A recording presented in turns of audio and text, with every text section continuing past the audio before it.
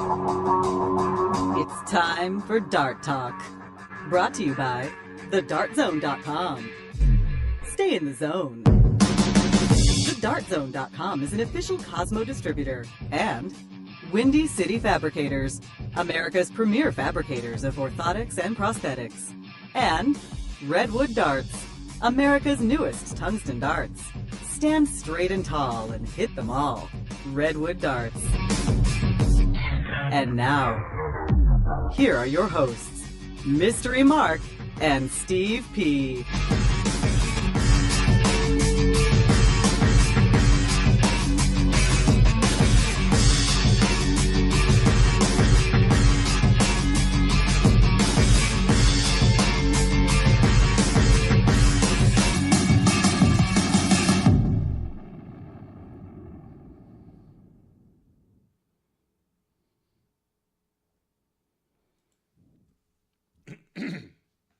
Okay, welcome to Dart Talk. Hi. Hello. How are you? Good, good. How are you? A little Good. tired. A little tired? A little tired. October 22nd, It is. 2014. Dart Talk brought to you by the Dart Zone. Stay in the zone. Dartzone.com is an official Cosmo distributor. Also, many thanks. Windy City Fabricators and Redwood Darts. Melissa Frank, Jeff Dodson, Sam the intern. He's doing well. Whoever else, Aaron. Yeah, the whole gang. Thanks, everybody, for listening, watching, however you enjoy the show. If you enjoy it. You said you're tired? Too much golf?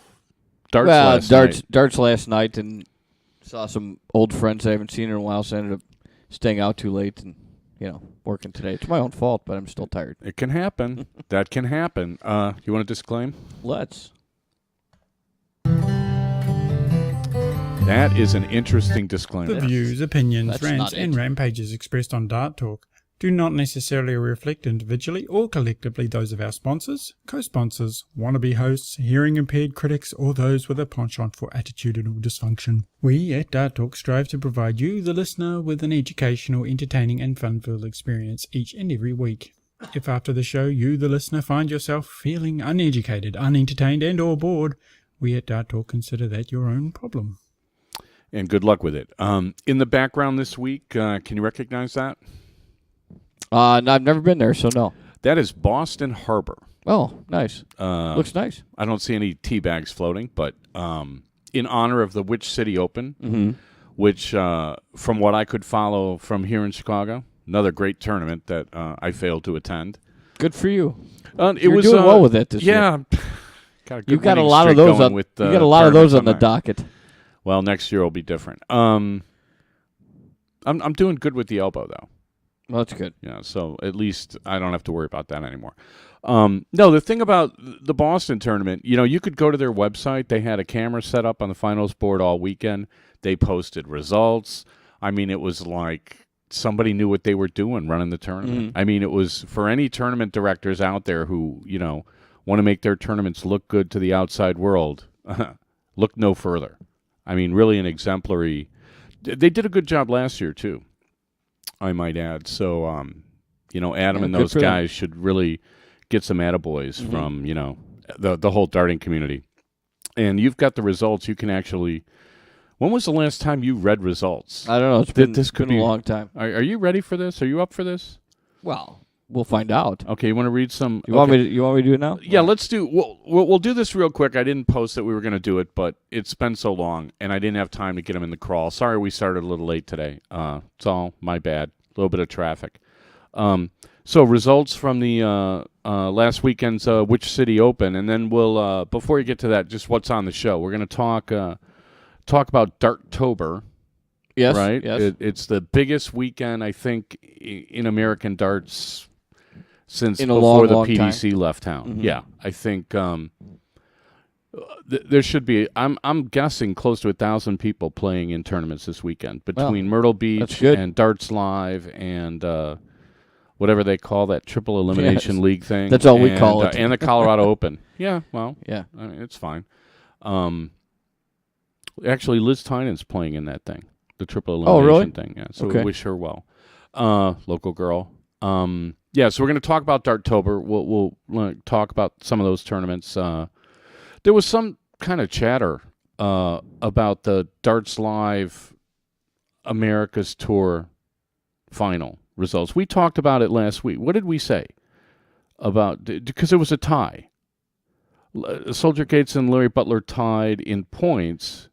Did we say they should go by who won the most stages to break the tie? I believe that's what we said. Yeah. I think that's what we said. I think we were talking about because I didn't think a playoff was in order. yeah, I thought that was silly. Who won the most stages? And how else are you going to break a tie? Mm-hmm. So, okay, we could get into that a little bit because I can imagine there were a couple of people that didn't feel it was the right way to do it. So we'll weigh in on that again. I don't think we went into great detail. No? Okay. What else is on the show? I wrote it down. You just don't have it in front of you? No, I covered it up. And I want to talk about cricket finishes. We'll talk about your little match in the car. And we don't like to – I don't want to, like, talk about these cricket scenarios to, embarrass anybody that we know. Right. But I think, like the match you played last night's a very good example of – what happens in a cricket game and, maybe some pitfalls that some of our listeners can avoid. Sure. So I kind of want to get into that. And I want to talk about cost I call it cost. Lord knows what other people will characterize the conversation. So we'll get to that later in the show. Just cost. Okay. I got to enlighten me. Yeah, well, later. You know me. My shorthand is kind of esoteric. But there's one thing I thought of today that I want to run by you. So when you're ready, you just say, "Okay, cost. What's this all about?" And I will explain to you what the topic really is. Mm-hmm. Okay. So let's do real quick. Do the which city? Real quick. All right. We'll see. Well, okay. We'll see if I can do this real quick. Try to just stick to top 4 for the which city open that was actually in New Hampshire this weekend. Mixed doubles 501 cricket choice. Top 4: Leonard Johnson and McGuire and Imrie. Am I doing that right? And then, I can't read. Top 2: Frary and Young, Sawyer and Grizik. So Tom Sawyer and Trish Grizik won over Darren Young and Holly Frary. Yes. Okay. I can't read the other ones from here. Oh, okay. Looks like Joe Efter maybe. Oh, actually, I started on top 8. All right, so no, this is top 4 right here. I'm sorry. Okay. Frary and Young, Efter and Payne. We're top 4. Would be top 4, and then you have Woodmeyer, Curry, Sawyer, Grizik. Okay, for your top 2. Well, the top 2 would be Sawyer and Grizik, and then the winners would be Widmer and Curry. Right. See, I told you it was going to be tricky. Well, I realized I didn't have time to write it up for you. Okay. All right. So much for that. Let's try this again. Friday blind draw. Okay. You have McQuaid and Efter, and Monroe and Sawyer. That's top 4. For your top 4. And then you have Woodmeyer and Landry for second place, and Waugh and Remick. I'm pretty sure that's Levi Remick. Okay, yeah. Congrats to them. For them. All right. Let's see. Let's move on. Men's doubles cricket. You have Efter and Walsh and... That's Dave Walsh. Huh. Haven't heard his name this year. And Keosian. Okay. Top 4, and then you have Sawyer. Oh, I'm sorry. Woodmeyer and Smith. Sawyer and Curtin for second place, and then Woodmeyer and Smith win that. All right, Jeff Smith. Okay, in the house with Widmer, Tom and Tom. Women's nice singles finish. 501. Holly Frary and Stacy Bromberg for top 4. Robin Curry second, and Callie West is your winner. Those names sound familiar to me. Yeah, they happen to pop up a lot. It's almost like I don't even need it written in front of me. Well, I don't. Now, don't. I said almost. Between Robin and said Callie almost. on that one. Okay. Men's 501. You have Tom Baumgartner. Todd. Sorry, Todd. Todd Baumgartner and B. Hamill for top 4. Leonard Gates Darren Young second with Leonard Gates. Soldier, your winner. Okay, that's an interesting result there. So Leonard Gates won the 5-0. Mm-hmm. Which, if they're starting the clock for the BDO points, then Leonard would be in first place for next year's Lakeside invitation, I would think. And I looked earlier. It looked to me like he got by Jimmy Widmer, like in top 8 or something. So that's something. I could tell you that. It'll be interesting to see where Leonard plays. Yes. Did he? Okay. Yeah. It'll be interesting to see if Leonard goes to Colorado to chase BDO points, or whether he goes to the Dartslive in Vegas to chase, super big money. It's Right. like 14, 15, 16 grand of the winner in the Dartslive stage in Vegas. Interesting to see what he does. I'm sure he'll do well either way. And before you move on, I have to say he's got to be the front runner for Player of the Year. Yeah, right now he probably is. Between him and Darren. Mm-hmm. And then, Ray Carver's done really well. Larry Butler's done really well. But I think Leonard has exceeded them with the results this year. Not obviously that obviously. could change, but yeah, I think. Well, so far. there's not too many tournaments Right. left. I mean, were Leonard to finish as well as anyone else in the Darts Live this weekend, I would have to say Leonard's got to be Player of the Year. If Darren wins another World Stage, then given the other results he's had, that's going to be a tough call. vote. And then if Ray or Larry manage to win it, then it's like a three-way race. So it'll be interesting. It'll be interesting to see how that goes. All right, what's up next? Women's doubles cricket. McCallum and Luke with Briggs times 2. Oh, the Briggs girls, Are Vicky and Pam. All right. Top 4 Nice with finish. Cunningham and Walls. That's Betty Cunningham, I'm sure. And for second place, and then Grizik and Keel. Marliese and Trish are your winners. Okay. Good teams. Very tough field there. Mixed triples, 601. Okay. Good luck. Keel, Baumgartner, and Remick. Okay. Johnson, Merschel, and Leonard. I All right, think well, that that's is. Dawson Merschel. I don't know who the other two might be. Johnson and Leonard for top 4, and then you got Linen, Murray, and Payne. I wonder if that's maybe? Greg Van Linen. Or if there's another Linen. It might be. Murray and Payne. Okay. For second place, and then Widmeyer, Smith, and West is your winner. Callie West with Jimmy and Jeff. Huh. Nice. Good teams. Tough field. Okay, then you got the Saturday blind draw with Thoits and Shakes. That almost sounds just made up. I got the Thoits and the Shakes, man. It sounds like something you would order in a bar at 4 a.m, to be honest with you. And Duran and Moray for your top 4, and then you have Covidin and Landry for second place with Remick and Curtis Okay. for What was that? Saturday blind draw. Oh, that was blind draw. Okay. They mislabeled this. We decided this was men's doubles 501, I believe, right? Yeah, I think so. Could have been. Because we did the men's doubles cricket already. So this is Yeah, men's, we did. Okay. men's doubles 501. Estelle and Waugh and Finn and Rushton for your top 4 with Chaosian and Linen, second place, and Larry Butler and Darren Young as your winners. Okay, some familiar names there. Women's singles cricket, you have Marliese Keel and is it Mary McHugh? I think it's Marie. Marie McHugh, yeah. for top 4 with Trish Grezik second and Callie West your winner. Okay, Callie 2 for 2. Men's singles cricket, Martin Tremblay. I'm hitting the wrong button. Martin Tremblay and Tom Sawyer top 4 with Darren Young second and Larry Butler is your winner. I wonder if that's Martin instead of Martin Tremblay. Don't know. I think he's from Quebec. I'm going with Martin until somebody corrects me. How about that? Well, if he was a hockey player, would you call him Martin? Or do I not know how to pronounce I don't know. French-Canadian names? I don't know. Okay. And Anyway, well played there, Martin. the last one, or Martine, however you want to say Right. it. The last one is women's doubles 501, and you have McCallum and Luke, along with Cunningham and Walls for top 4, and then you have Rausch and Bromberg, second place with West and Curry. We can't call them the Whisper Twins anymore. Why not? I don't know. They don't like it. They don't. Whisper Twins. They haven't liked it from the get-go. No, so they never did. Yeah. What difference does it make if we stop? Well, I don't know. I mean, I was listening to Harold Reynolds was going on, and it sounded to me like he was shilling a little bit to watch the World Series tonight. I can't imagine anyone watching the World Series instead of this show, but I can see Yeah. it happening. How's that happen? Well, no, but he was talking about how I think they're calling this kid with the weird delivery who throws 100-some miles an hour. They're calling him Ace Ventura. Well, his last name's Ventura.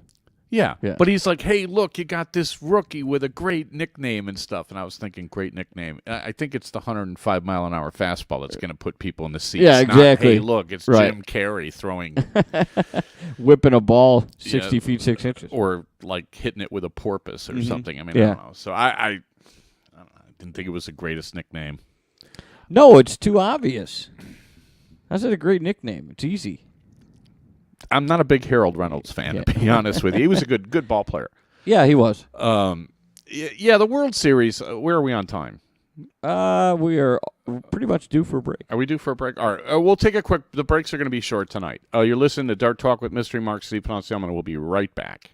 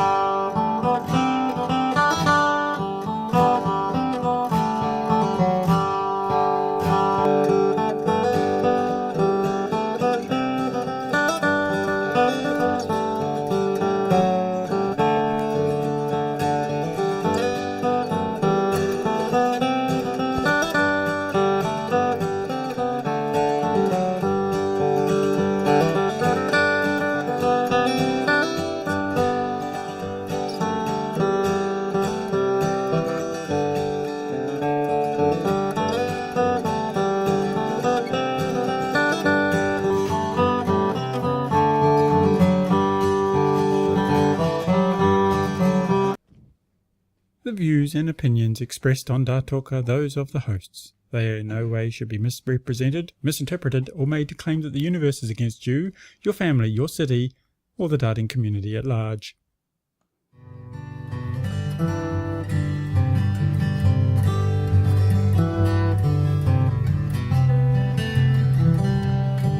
Okay, back for the second quarter of Dart Talk, brought to you by the Dart Zone.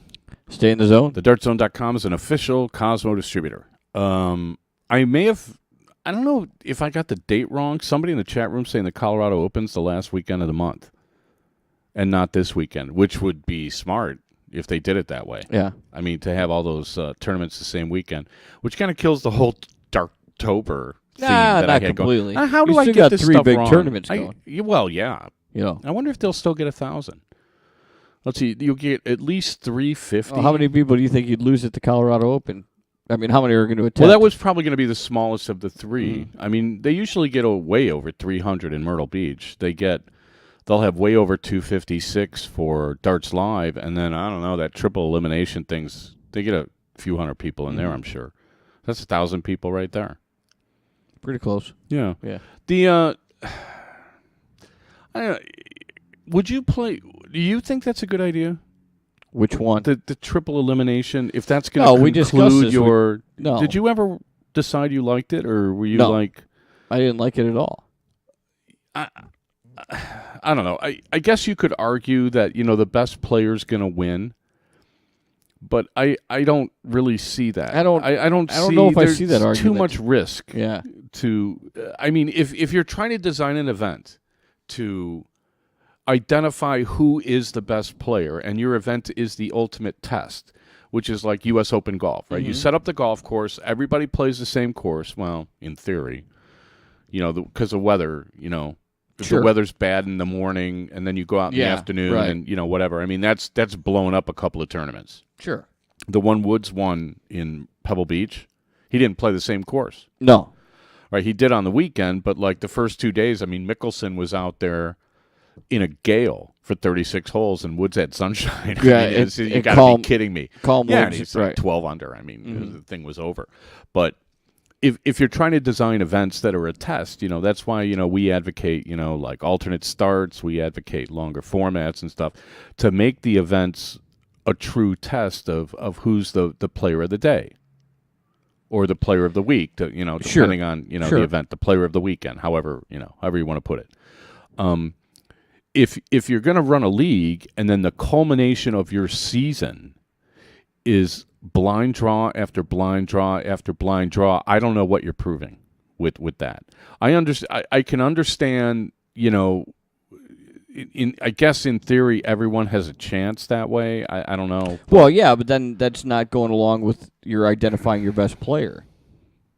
You know, you're leaves giving too much to you're chance. giving everybody a chance, which is okay. Yeah. That in one form is fun, obviously for everybody. You know, and so I mean, I guess it would be what they're trying. Are they defining the best player of the day, or are they giving everybody a chance and let's have a good tournament and have a good time? Well, look at all the sports that you have, and how do sports go about breaking ties, and how do sports go about things like this? Like the NFL changed their overtime. Well, they change the rules all the time. On the NFL's like.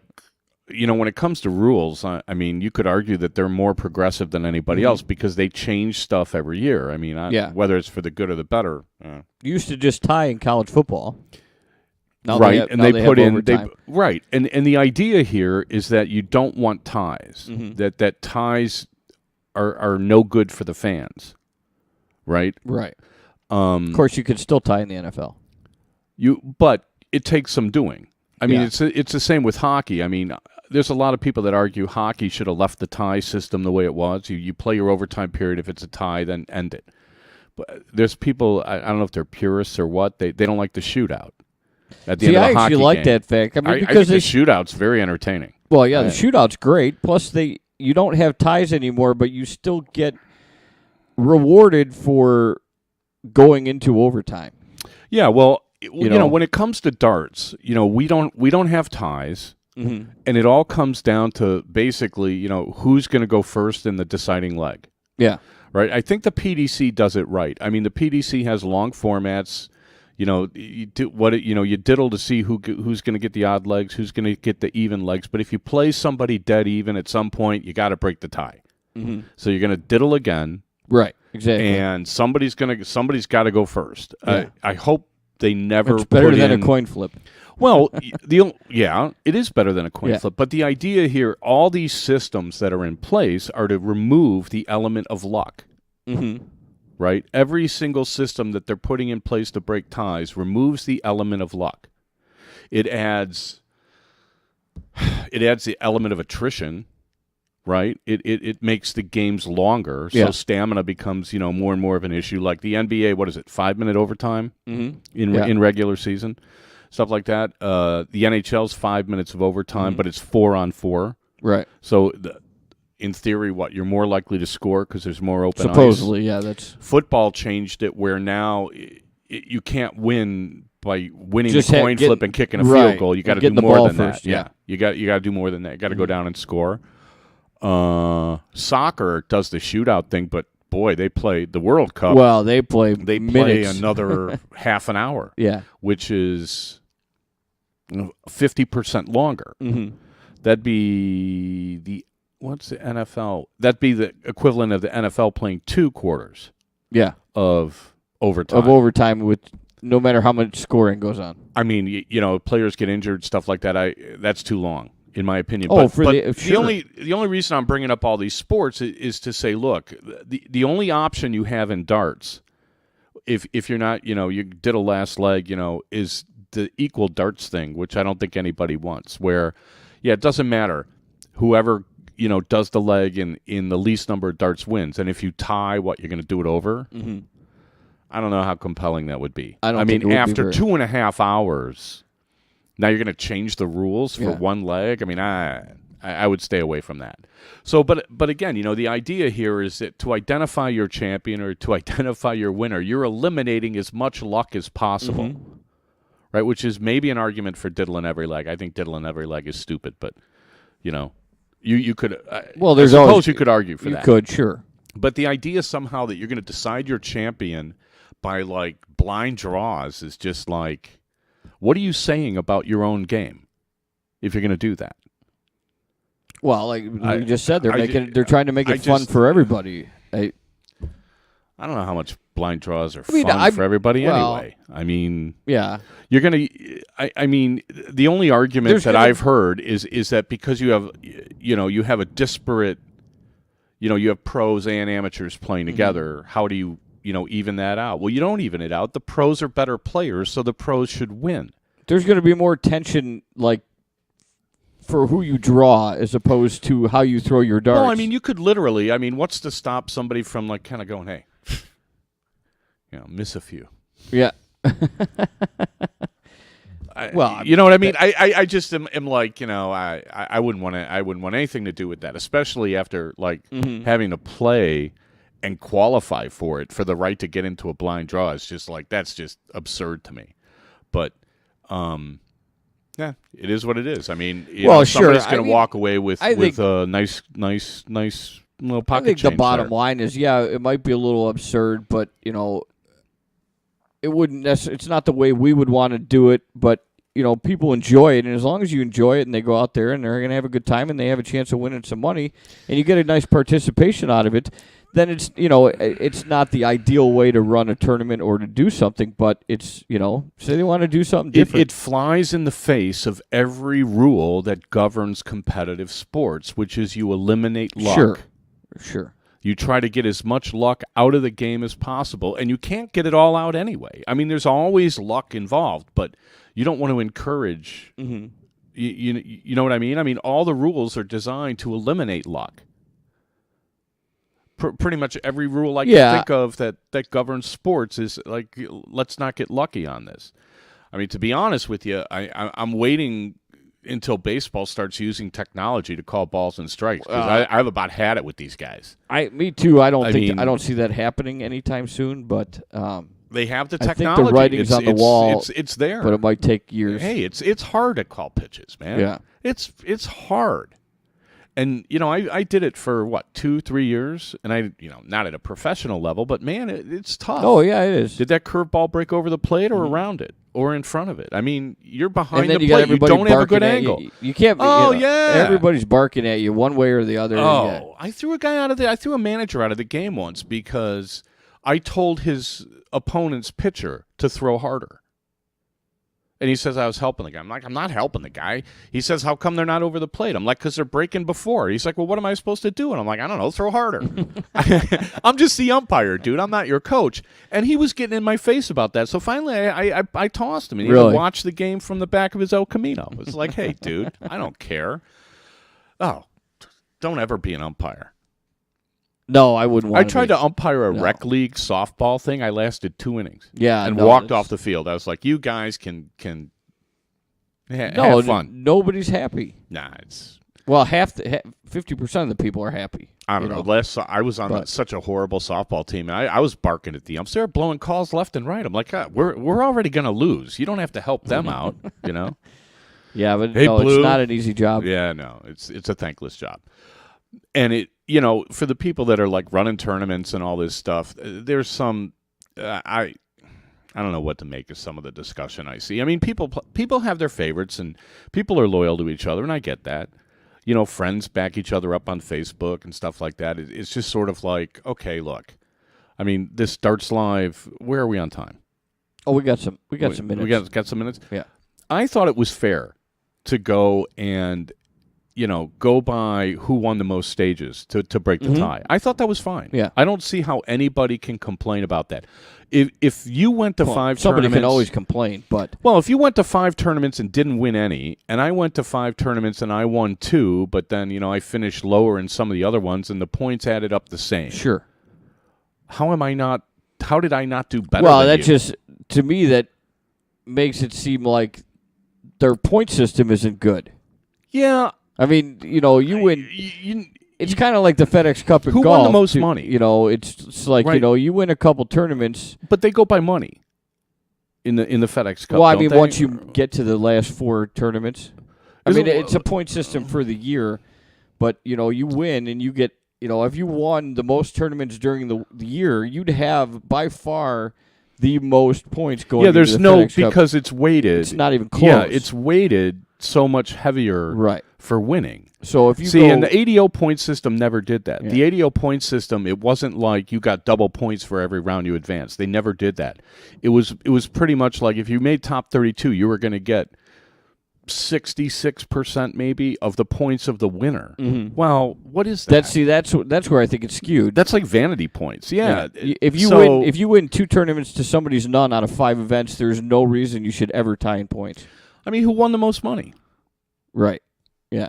You could do it. That's pretty simple. Yeah, that's really easy. I won more money than you. Therefore, I was more successful. I'm the winner. I mean, how is that not? Right. And I don't know.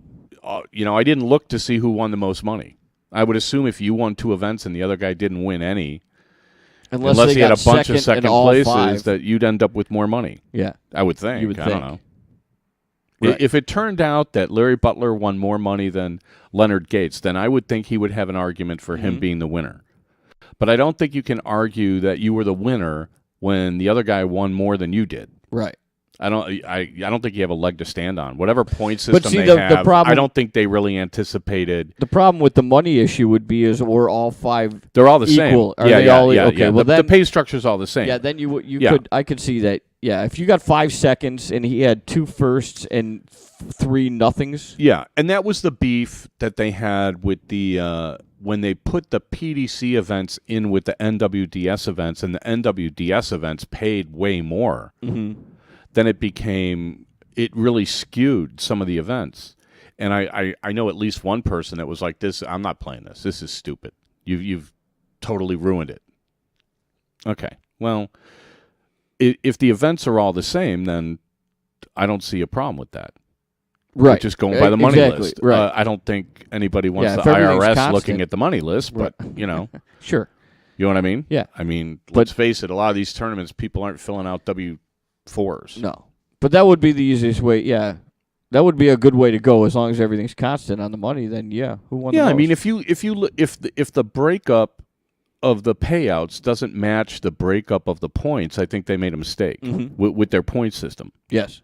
And, maybe they'll That's rectify that next year now that they're going to be like, geez, these guys tied. Let's not have this Well, again. and then usually that's what makes change. Nobody wants ties, so they're like, oh, well, we got to figure this out. But given what they had, I don't see how you could argue against the guy who won the most stages getting the tiebreak. I wouldn't argue against that. What would you argue? Right. What could your argument possibly be? Well, I mean, the guy that came in second can always find an argument. Yeah, but you can always argue it. It's like, who are you going Right. to convince? I mean, Right. you're going to, your close friends will agree with you. Probably, yeah. Right? But outside Yeah. of that, who are Yeah. you going to convince? Right. I mean, I don't really see it. Are we up for a break? We are. Okay. We'll be right back for the second half. We're going to talk, what are we going to talk about? We'll preview the other tournaments, and we'll talk about... Well, yeah, we got to talk about... because I want to talk about Myrtle Beach a little bit. We got to talk about Dartober. Dartober, and then we're going to talk some cricket. I want to get some to cricket. the We wanna cricket talk game some you did, and cricket. we're going to talk cost. All right, so we'll be back in a minute. You're listening to Dart Talk. Mystery Mark C. Pinocchio. Be right back.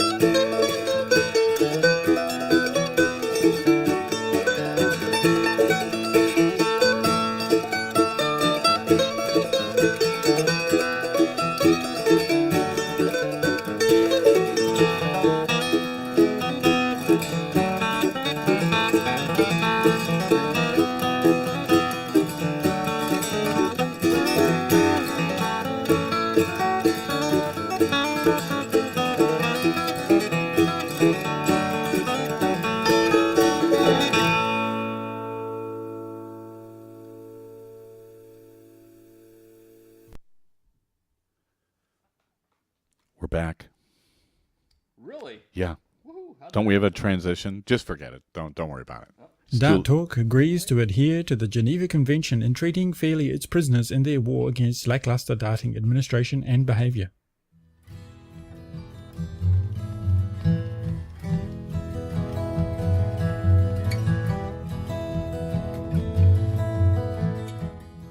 Okay, back for the second half of Dart Talk, brought to you by the Dart Zone. TheDartZone.com is an official Cosmo distributor. Also, many thanks, Windy City Fabricators and Redwood Darts. And I'm not going to shirk my responsibilities just because you don't give me a heads up. okay, I was Oh, going hey, like how about this, by the way? Yeah. Now that my mic is on again. See, you ripped me without your mic open. I know. I'm not sure anybody's gonna No, listen. they saw my mouth moving, but anything coming out. Yeah. People in the chat room saying that the rules were posted after the fact. I don't know if that's true. I think we said on the show I didn't think they were prepared for a tie. Mm-hmm. That might have caught them by surprise. I don't know. I didn't talk to anybody about it. So, I don't know. What else can you do? Just split it? Have co-champions? Could have done that. Yeah. I mean, Well, I mean, that argument could go on forever, which is fair. What is fair, it's what sort of like isn't, college football. Yeah, I should mean- Notre Dame be in the playoff after getting? Did you see the end of the Notre Dame game? Yeah, I did. Was it fair? You hate to leave it to the Zebras. I did- You hate to leave a game to the Zebras on the I last play of the unfortunately, game, but I only saw it from a distance on the TV, and I was at a different football game that evening, so I was a little overserved. So I didn't get a chance to actually see the call, whether it was correct or not. I just saw the aftermath, the actual cause and effect of it all, that they scored and then it was called back. But I don't have enough knowledge on it to tell you whether I really thought I it was fell asleep. a penalty or not. So I saw it. I saw it like later. I saw the highlight of the last play, and I paused it. I backed it up, went frame by frame, and I'm like, I don't know. Either way, it's a 50-50 call. Is it? Okay. Yeah, it's a 50-50 call. And the thing that kills me is and we'll move on from this, but Florida State blew the coverage. And David Robinson's kid was wide open. And you should lose a game when you blow a coverage to the point where a guy that's 6'4", you lose him in the end zone. Yeah, yeah. You should lose the game for that. So I could see like the Golden Domers saying that they got jobbed and stuff like that. But Right. I don't know. I mean, Yeah. for them to go on the road and come that close to winning, I mean, they ended up looking better than Florida State and that's did. another thing. So it's a real beauty quick, contest. Though. you The whole thing of going to this playoff system is going to blow up in their faces this first year too. If you end up with all these teams that have lost once already, and then they're still going to, the SEC is still going to beat up on it. Everybody's going to have one loss, and you're going to have 8 teams going, well, I should be in, and it's just going to be as big as a disaster as the BCS when it first came out. I just don't. The thing about college football, and I'm not really a big college football fan. I went to a college that had no football team. That's probably the biggest reason. We had a good basketball team. But the thing that kills me is it's all politics. Oh, of course. And it's a beauty contest, and they were voting on stuff for years and years and years, and I was like, voting? But they're still voting. Well, what is that then? But all you I did don't was know. you're not a national champion. You won an Right. election. Exactly. What is that? But it's the same thing that, like we're talking about, that the PDC not being, or was it whoever's not being prepared, for the tie. I don't think they were prepared for Mississippi State and Mississippi to all of a sudden come in and be undefeated. No, I know for a fact they weren't ready for Mississippi State. Yeah, and then all of a sudden now you have An unranked team is now number one. two or teams whatever. Yeah. 2 teams undefeated and 5 teams with 1 loss, and 5 of those teams with 1 loss are supposed to be 4 out of the 5 that are supposed to be in the playoff system, and so now they're not going to know what to do. And the one guy that I really trust to make a decision on this pulled out of the little Who's that? committee. Archie Manning. Oh, did he really? Archie Manning is like the best quarterback in his family, Mm-hmm. including his kids. Well, that's a tough And, debate. But hey, yeah, let me tell you something. I know. If get you it. saw him play, He was really good. I know. he was really something. Mm-hmm. He got buried on a terrible team, and he's like, Burt Jones. Mm-hmm. You know what I mean? Guys that just never had a chance to get the glory that Tom Brady gets. Right. But I think we're better quarterbacks. Anyway, I know we got Boston there. Brady fans going to email the show, but Well, that's not knocking. That's not saying Brady's a bad quarterback just because some guy was better. I mean, well, you'd be surprised, what people get offended by. I know. Pretty much anything you say, you somebody can. You never said he was a bad quarterback. You just said that Archie Manning was better. I've been on my best behavior tonight, I must say. But so what? Okay. So you want to go to Myrtle Beach this weekend? I would love to go to Myrtle Beach. Myrtle Beach is fantastic. As I exemplary, don't know if I'd play darts, but I'd love to go to Myrtle Beach. as exemplary as the Which City Open was run, from what I could tell, at least its online presence was first rate. The Myrtle Beach tournament is one of the most inexpensive tournaments for players that you can attend. The hotel rooms are because it's off season. The hotel rooms are as cheap as you'll find anywhere in the country. It's in a nice location. The entry fees are only like $10 for an event, which is half what a lot of tournaments are. And the people down there are so nice. Although I do remember there's a law that you can cane your wife on the courthouse steps on Sundays. Really? It's still on the books in South Carolina. Where are we going? We're going to go to the courthouse. What day is it? It's Sunday. It's Sunday. No, I'll pass. I don't want to go. I went down there once, and it was I don't know. It's a great little tournament. Great people down there. The Dartslive though is gotta be the best tournament for the money. I mean, for $100 or $150, you get a whack at 15 grand plus. Right. And it is in Vegas. Some people like that. Yeah. After you've been there 100 times, it gets becomes a little like, right. Vegas again, really. I don't know how it is for people that live there, but for me, I'm just sort of like Vegas. Ugh. I can't get up for Vegas anymore. Even in January now. Like the last But time. that's a great time to go to Vegas. Well, yeah. Like the football Vegas Open. playoffs Yeah, the Vegas Open is always the week between the championships, the week before the Super Bowl. Okay. That off Right. week. Right. And, we went out there once, and we had a blizzard that, literally was zeroing in on the condo. The one that shut down Lakeshore Drive and people were walking from their cars. We're in Vegas laughing. But Vegas, it was 35 degrees. So it wasn't like anything all that great. But, there was no snow. So those are two really great tournaments to go to. The triple elimination thing, if that's your thing, then at least there's great money in that tournament. Right. It's the prize purse is huge, and if you qualify and you get far on the last day, I think you're going to end up making some money. I mean, I talked to people who played in the other one, and I don't know, got mixed reviews.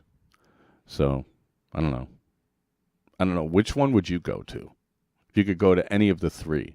You have the soft tip triple elimination league thing. Being the player that I am now, or just no, in general, well, if look, I was a top tier player, I would.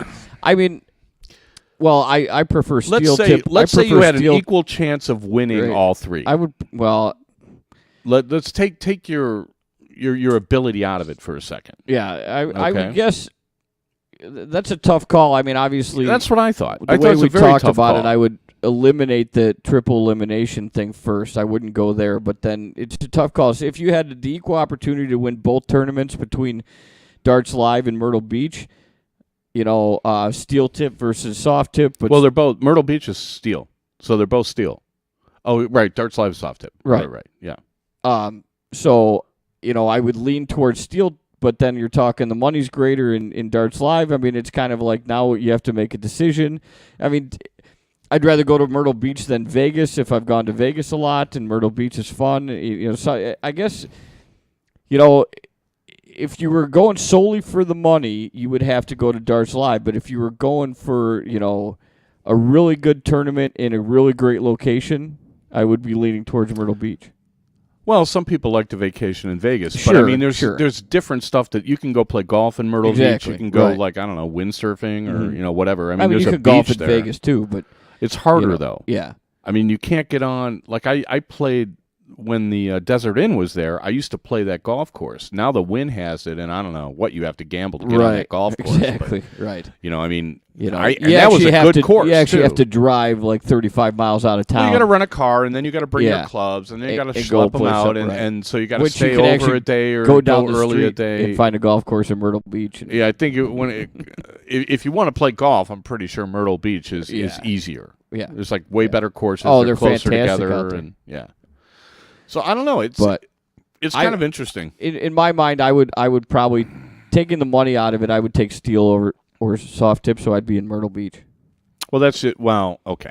What I was getting at was how I wanted to see how people make decisions as far as like which tournaments they go to. I don't think too many tournament players are worried about winning. I think that all the guys that go to tournaments are fairly confident that if they play well, they've got a chance to win no matter who shows up. That question, though, is, my distances would be basically the same, both to Vegas and to Myrtle Beach, just about. I mean, money. No. Well, okay. Well, how long of a flight is it to Myrtle Beach? Well, the thing about Myrtle Beach is you got to fly Spirit, I think. So if you're going to fly to Myrtle Beach, you can't just fly any airline. To Myrtle Beach. So other people, you ask that question, their travel time to Vegas might be way easier, than going to Myrtle Beach. So they're going to choose Vegas. So I mean, there's other factors involved. Geography. Yeah, like which one you live closer to. If you live in between them, or you're in a place where the airfare is relatively the same. I mean, I would think for most people it's cheaper to fly to Vegas. I would think so, yeah. Than fly to Myrtle Beach. But my attitude is like, if it's within like $100 or $150, you go to Vegas. Yeah, I mean, it was something I can't remember if it was Chris. I don't know. I hate quoting people and then getting email, but I think it was Chris White telling me. The thing about the Dartslive tournaments is like, look, anybody who gets hot can win it. If you're going to get hot on a day, wouldn't you rather get hot on a day where you could win $15,000 as opposed to a day that you could win $500? It's a very good argument. And I think that I'm pretty sure it was from Chris. So he's a bright guy. That right there is kind of like, well, that's a huge go to Dartslive. I mean, steel and soft. I mean. I prefer steel, but I prefer steel, I think, for different reasons. That we'll get to that, I guess. Where are we on time? I want to talk about this cricket match you played. Yeah, we got a couple minutes, or we could take a break and go long in the last segment. We always go long in the last segment. We do. It's like Hail Mary, fourth quarter. All right, pass. All right, we'll take a quick break, and then we're going to talk cricket, and we're going to talk cost. You're listening to Dart Talk with Mr. Mark Steve Ponce. One more quick break, and we'll be right back.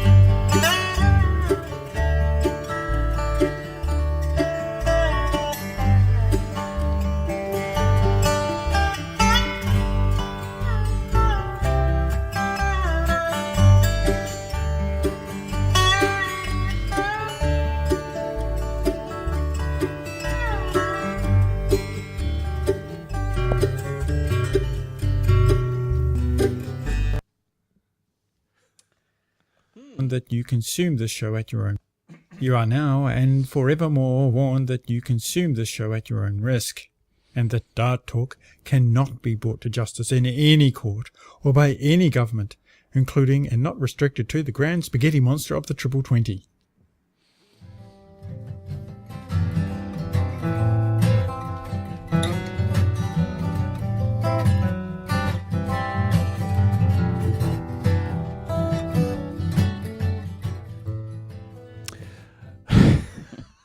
All right, and we're back. back for the fourth quarter of Dart Talk, brought to you by the Dart Zone. Stay in the zone. TheDartZone.com is an official Cosmo distributor. Also, many thanks, Windy City Fabricator and Redwood Darts.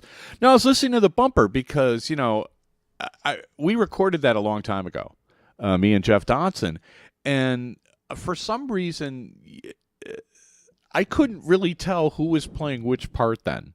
Okay. And I was like, wait a minute. And then I I cut it off. And then you cut it off, and I was like, oh, I wanted to hear the.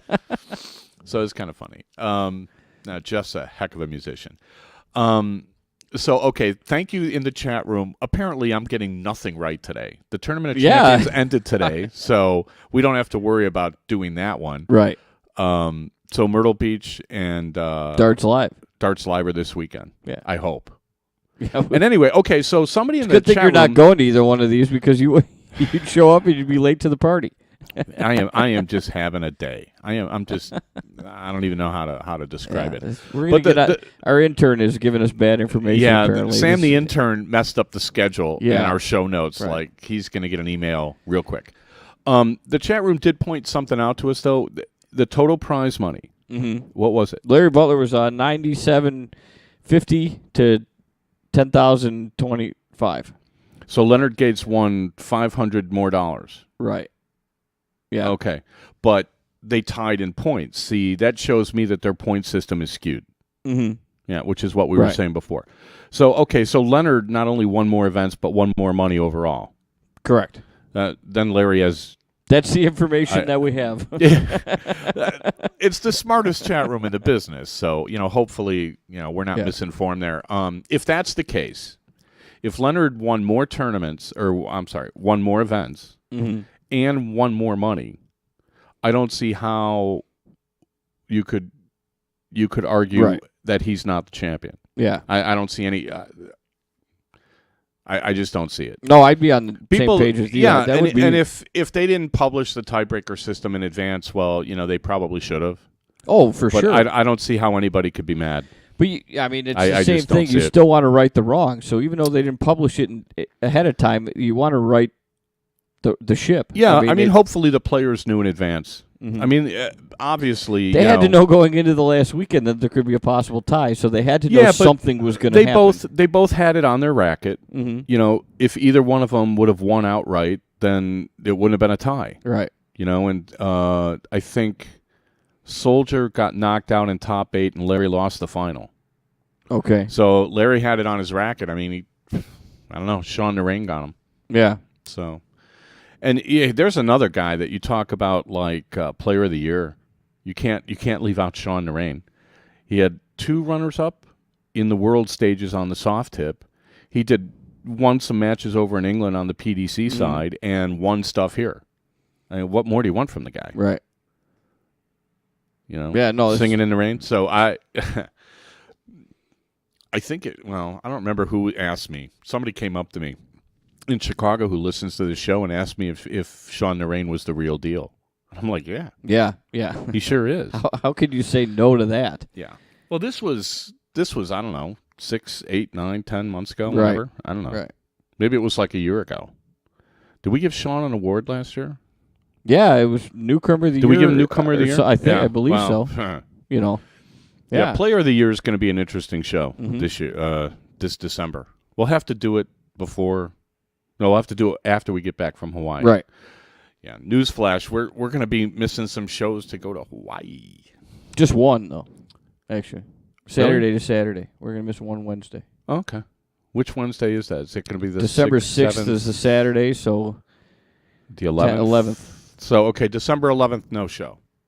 Catch up on the archive. Okay, and no show on the 10th. We're done. We're gone from the 6th to the 13th. There's a 13th. All right, so Saturday. that week, no show. Yeah. Okay. Okay, so let's talk about this. You got to set this cricket match up. All right, let's see the way you set it up for me in the car. You're playing best of 3, and it's the third leg. It's the third leg. No, it was the second leg. I won the first leg. Okay, so it was the second leg. So you had the other guy had the throw. Yeah. Okay. And actually, he started out. He won the diddle, and he started out, and he actually let his first dart fly into the 18, so he stuck with it and hit 4 18s. So that's how he started. That's how he got this whole advantage on the 18s, and I went up. Okay, well, nobody else was in the car with us, so Right. you gotta like literally explain. So anyway, so what happened is then it was a struggle back and forth. I didn't take advantage of the fact that I had 20s open and he had 18 points, and back and forth we go, and slowly but surely he keeps throwing points on the 18s. And I'm slowly closing things. He can't close ahead. Like, well, he'd only hit 2 17s, and I'd close it, but I wouldn't score enough points, and then he would pound 18s, and he ended up getting a good 100 to 125 point lead, and we got to about the 16s and 15s, and I started throwing bullseyes and was able to close the 16s and 15s, but still not score any points, and we got down to the end of the game, and I've got bullseyes open. He's got none. I mean, I've got him closed. Well, you've got bullseyes closed. I've got him closed. He's got none. I need 2 18s. To close, and he's got about a 120-point lead. Okay. So, let me see if I got this straight now. So, you have everything is closed except your 18s and his bulls. Correct. And he has no bulls. Correct. And you have 118. Correct. And you are down like 120 Just say 120 points. Okay. So I would go up there, and I wasn't pounding bulls by any means, but I'd hit 1 or 2. So he would go first. Say he had the 120-point lead. He goes first. He throws his first dart at a bullseye and misses, so he goes to hit 18s. Okay. And he score points, but he would only hit 1. Sometimes with a 120-point lead. 120-point lead. So then it's 136. Well, I go up there and I hit 2 bullseyes, get 50 points back. He goes up there, does the same thing. First dart at bull, misses. Goes to hit the 18s, but he doesn't hit a triple, and he only hits like 1. Okay. Sometimes 2. Then I would go up there and I'd hit 3 bullseyes. Okay. So the lead would decrease a little bit. He goes up there again, same thing. First dart at bull, miss. And then he goes for 18s. Okay. And he hits 2. Okay. 36. So, but I'm slowly but I'm always right around the cusp. Well, then I got to the point, and at one point I had hit a fallout and do an 18. Going for the bullseye. So now you only need 1. I only need 1. Okay. And I had pretty much, I thought I looked at the board, and I thought I was down like 95 points or something. So I went up there and I hit double bull, and I had 1 dart in my hand. I thought it was a winning dart, so I went to close the 18s. Okay. And I hit the 18 and closed it and realized I was still down 20 points. So he still needs 3 bullseyes to close because he hasn't hit a bullseye yet. And you need 1. And I need 1 bullseye, yeah. Okay. Now. And so he's got to go. And so after the fact, though, I still thought that it was the right dart to throw. Even though my math was bad, I would have gone for that 18 anyway. Yeah. And forced him to throw 3 bullseyes. And this is kind of what we were talking about. Yeah. There's 2 things. Yeah. Yeah. You force the guy to... You're giving him winning darts. Yeah. But it's also 3 bullseyes. It's one of the first principles of hypermodern cricket is seize the high ground. Mm-hmm. He has the high ground because his triple is worth more than your double bull. Right. So, you cannot survive if he's going to be popping trip 18s on you. Right. He's going to be able to close. The only reason I did survive is because he didn't pop any trip 18s. Well, yeah. And I was telling you that I've seen this happen with soft tip cricket players. I don't really see it with people that play exclusively steel, but I have seen people close and leave you 3 bulls to win the game. Which I was actually amazed at that in soft tip because that's all you throw at. I've seen it work. Mm-hmm. I saw John Part lose in one of the Dartslive events that they were streaming where the guy he had to hit 3 triples to close everything, which he did, and John Part needed 3 bulls to win. But it's different because if you don't hit the 3 bulls, you lose. Yeah. And he put his first one just outside the bull, and then the panic sets in. You're like, oh my God, I need a double bull, and of course you miss it. Yeah. Right, which is the other thing we were talking about, how, you're putting pressure on yourself, and it's affecting the way you play. Yeah.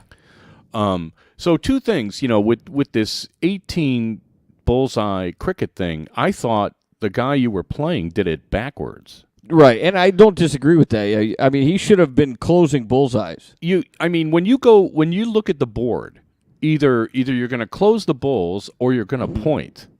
If you're going to try to do both, do it the other way. Point first. Yeah, right. And I do agree with you. Yeah, because if you hit a triple in the first start, it's like the sun comes out. Yes. And you have less pressure on yourself to hit the bulls because Right. you've already done the hard part.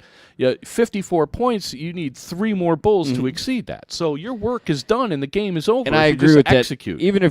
Even if you hit a single and then another single and another single, then it's fine. Who cares? It's the same thing. Yeah, doing it the other way is you're just stacking negativity on yourself. You go for the bull and you miss, and now you're like, oh God, now I got to Now I point. have to hit 18. And then and invariably you're going to miss. Let alone the fact is, even if you hit the one bullseye and then miss, then you stick on him and miss. Well, you don't get any points. Yeah, see, that's why you don't do it that way. Yeah, that's why it's better.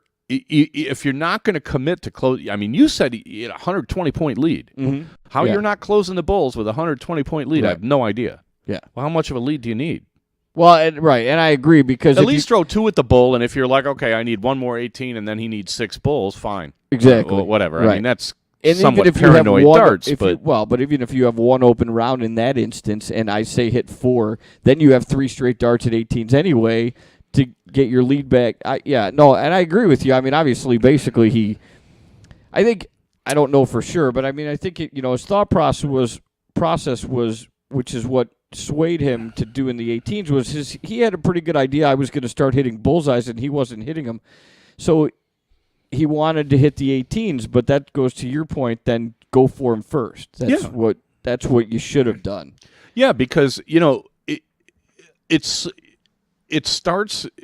makes it so much better on you either way. Mm-hmm. Like, let's say you throw and I've done this before where I've done something like that, and my first start was a triple, and it felt so good, and I'm like, well, the next one's going in too. Yeah. And I'll just stay on it and get like some enormous lead where I'm like, I don't care what you do. Right. I'm going to get 6 darts to throw 3 bulls. I'm pretty sure I got this. Yeah. Right? So I just took all the pressure off me and dumped it all on you, which is what, obviously it's kind of overkill, but that's what winning cricket is. Winning cricket is taking the pressure off of yourself and putting it on your opponent. Like I had an earlier cricket match, and it's like, so we have 19s closed, they have 16s closed. I have the lead in points just by a little, and I need 2 16s to close. But I went up there and I threw my first start at the 19s because I wanted to get a bigger lead, and plus the fact of I would prefer, if I throw a good dart, I'd rather have it in a triple than 2 singles. You know what I'm saying? Yeah. So I hit the trip 19, and then all of a sudden everything's great in the world because that's what I was aiming at, but that's what I wanted to do. It deflates them, and I go there, and even if I missed 116, it wouldn't be that big of a deal. Yeah, it's amazing to me how people kind of, and you were playing somebody I consider a good amateur player, but amateurs tend to somehow overthink things and make things harder on themselves. Sure. Right? Yeah, I would agree it's with like, that. okay, I want points. Then go get points. Right. I'm not, I mean, whether you need them or not is another issue. It sounds to me like he should have just been closing bulls. Exactly. Right? He should have thrown 3 at the bull, and if he got 2, who cares? Right. What's your game shot? But what you're double saying, bull, double bull, double bull, and then I need 118 and 1 bull. Right. I mean, whatever. But what you're saying makes sense. If his decision was I need points, he went about it Go get 'em. completely the wrong way. Yeah. And I see this happen with amateurs, and they say something that they're like 2 for 1 or 2 in 1, and I'm like, okay, well, which one are you going to throw first? Don't throw the bull first. Throw the 18 first. If you're going to tell yourself you're only going to take 1 shot at the bull, make it the last shot. Yeah. In case you miss the 18. Exactly. Right? No, and I agree with that. If you shoot the bull and you hit a single, you're pot committed. Now you have to stay on the bulls. And and then you switch I don't know. to the Some 18s. guys don't want to do that. Right. If the game is closer, like let's say you have a 49-point lead. Or, something like that. Okay, where now you're actually on a game shot. Okay, then you'd go for the 18 first, right?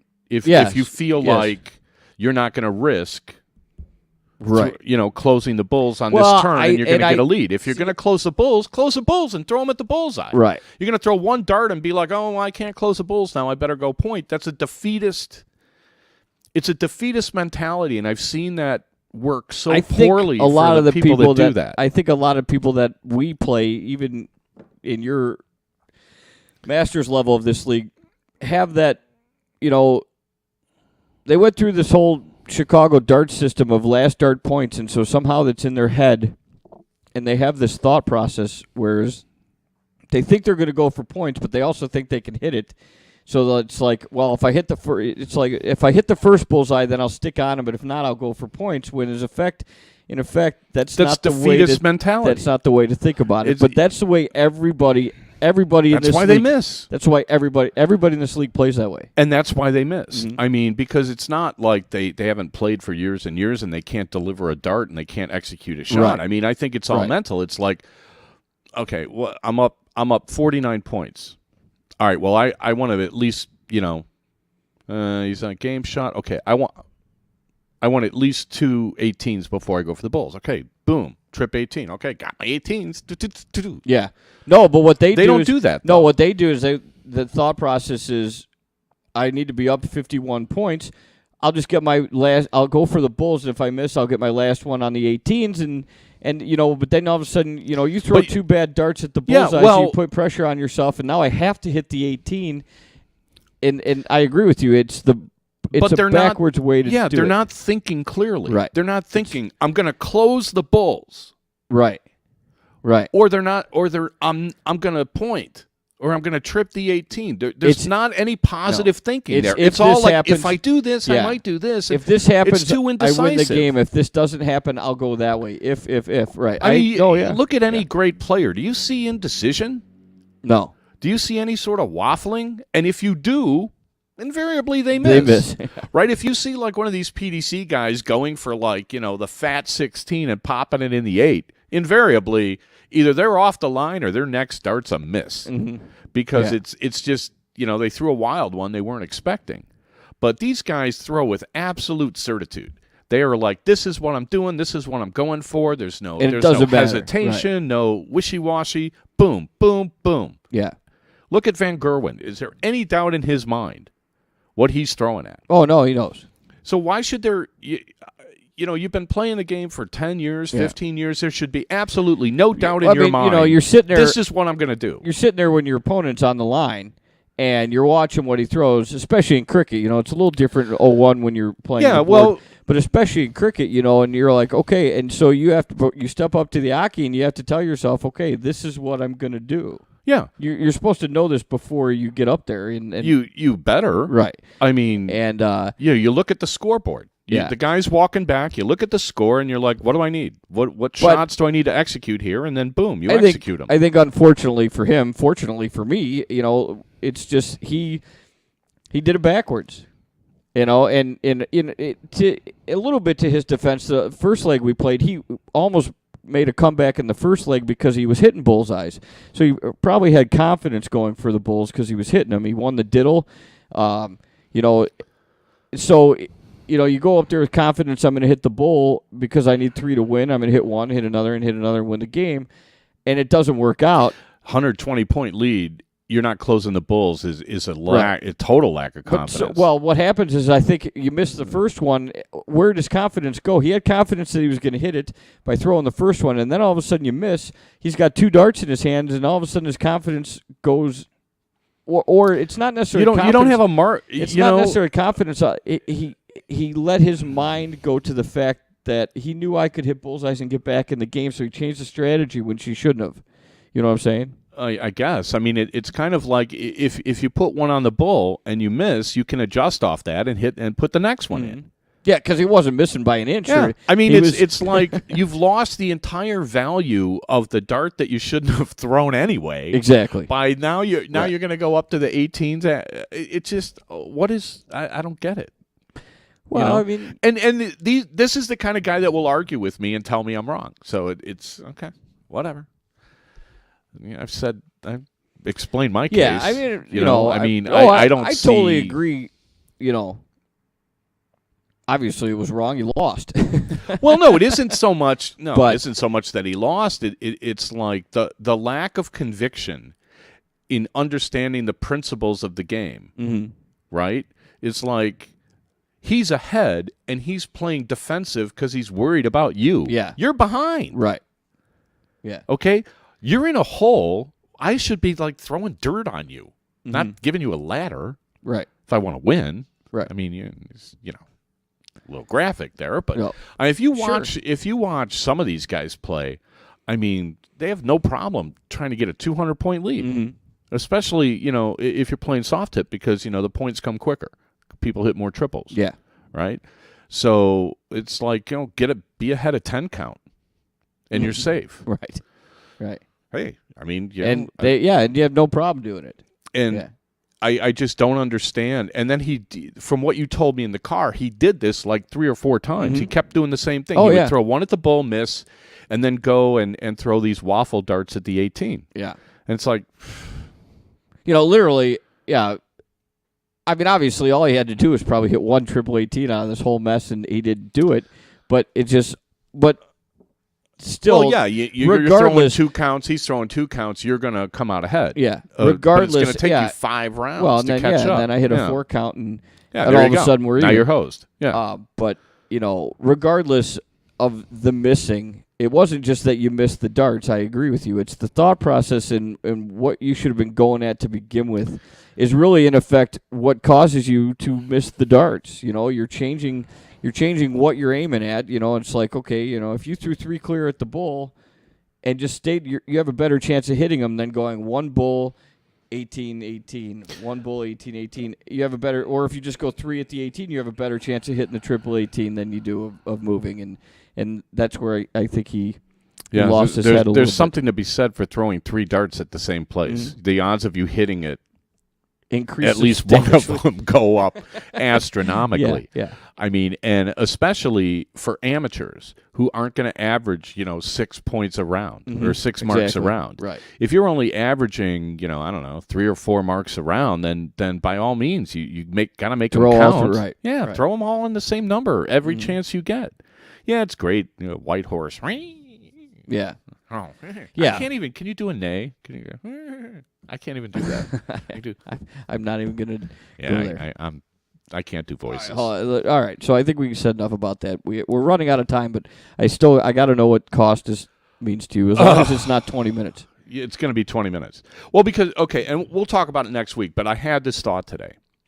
I was thinking that, you know, the biggest difference between people who play a lot of soft tip and people that play a lot of steel is the fact that, you know, and this just popped into my head, you know, as I'm on the balcony thinking about the show, is like in soft tip, you know, you got to pay like, you know, $1 a game, 50 cents a game, 75, whatever it is. But, you know, when, you know, it starts adding up when you play 40 games a night, right? Yeah.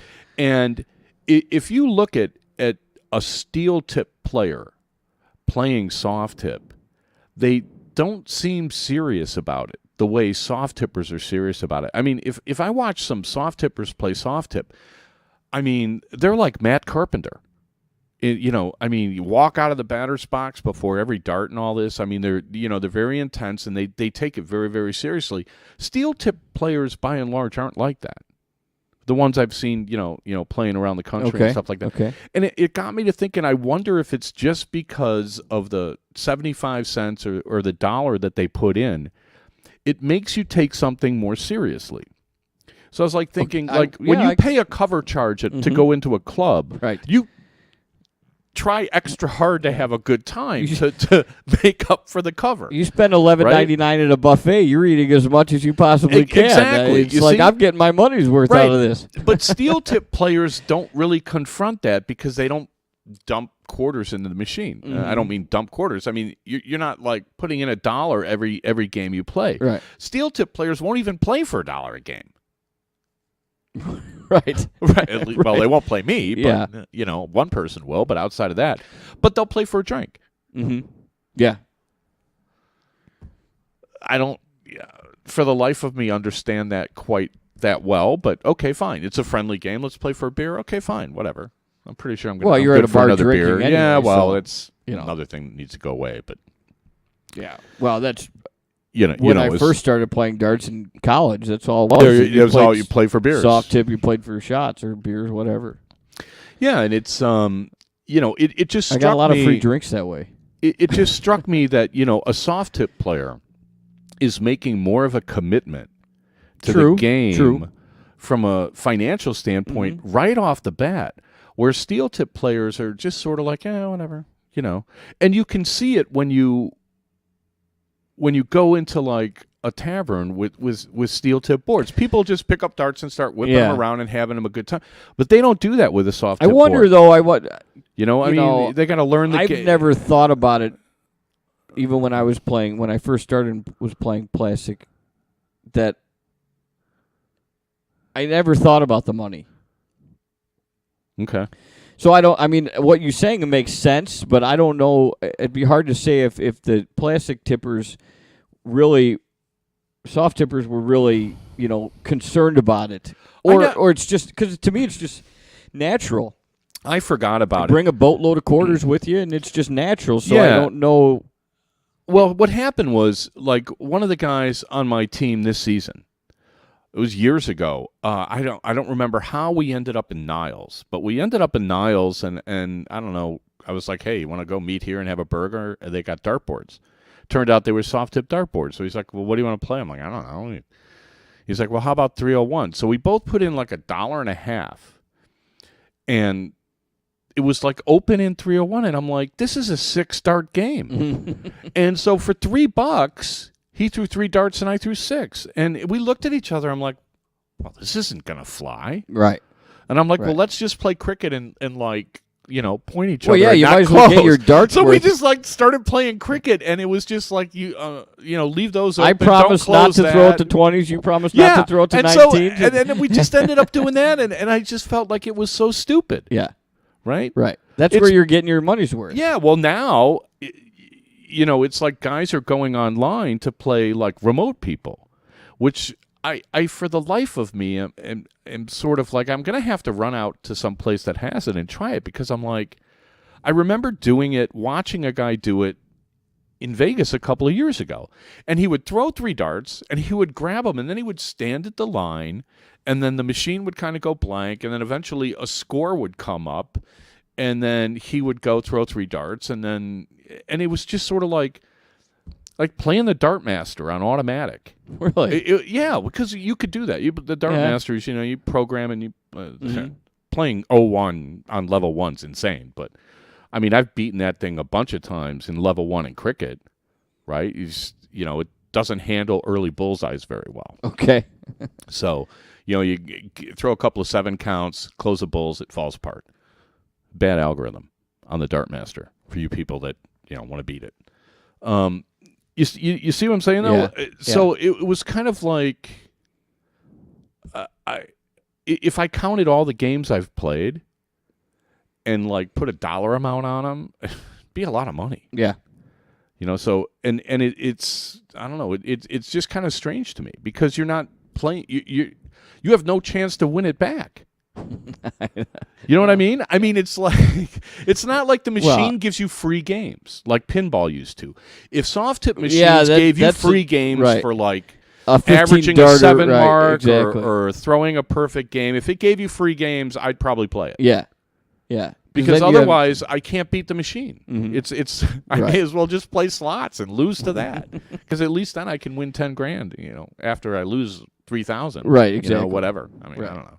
$300,000 and hit a $1,500 jackpot, and you still lost $1,500. But it struck me that the attitude that I see from soft tippers, it comes from that sort of commitment that they make financially. And it never really, it occurred to me years ago, and I just sort of forgot about it.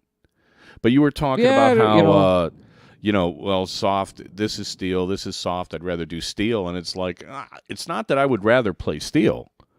That tournament, I wish I could go to Vegas for the Dartslive, as much as, Myrtle Beach would be a blast. If you and I went down there and went there early a couple of days and got in some golf, it'd be a great vacation. Fantastic dart vacation. Right. Dart/golf. Yeah.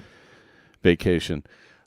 All the Vegas tournaments end in, gambling dart vacations. Right. And those are bad for Steve. Yeah. Those are very bad for me. Especially if you're out in the early rounds and you have nothing else to do. But, oh, my God, look, there's a blackjack table. Although, I did win your roulette bet. What was that? 2 years ago? I paid you off on the show? Probably 2 years We ago. should pull that. We should pull that video. That was pretty funny. Yeah. Anyway, thanks everybody for listening. We're out. We'll be back next week. Hopefully, we'll have our facts straight and everything. Don't count on that. Thanks for the info in the chat room. Yep. 3-2 Royals. That can't be a final. 7-2 now. Oh gosh. Okay. Well, they recovered quickly. I told you PV wasn't going to get it done. All right, we will be back next week. We'll have more results and hopefully an interview. And you got anything? All right. No. We got to start putting up nothing. little like cricket scores, so when we talk about cricket, people can see the cricket score. I can manage that if I get in here early. Yeah. he and I are going to have a long talk. Yeah, exactly. All right. Thanks, everybody, for listening. You can email the show, darttalk@gmail.com. We're on tunein.com. We're on stitcher.com. We're on iTunes. You find our YouTube channel, Dart Talk US, and our website, darttalk.us. Thanks, everybody, for listening, and we will be back 8 o'clock next week. So, everybody, take care.